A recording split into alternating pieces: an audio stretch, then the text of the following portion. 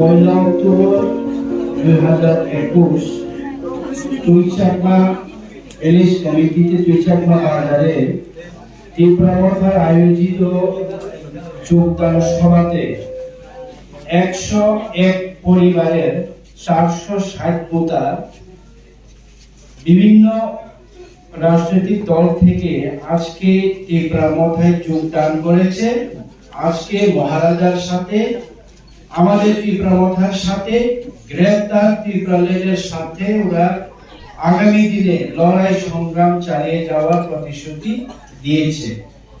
তীব্রাবথার পক্ষ থেকে আমরা অনারেবল ইএম আছেন, এখানে আমাদের ওয়াইটিএফ এর প্রেসিডেন্ট আছেন, আমি আছি, ব্লক কমিটির প্রেসিডেন্ট আছেন, সবাই আছেন ওয়াইটিএফ এবং মহিলা সংগঠনের সবাইকে আমরা সাদরে আমাদের তীব্রাবথায় তাদেরকে গ্রহণ করে নিলাম।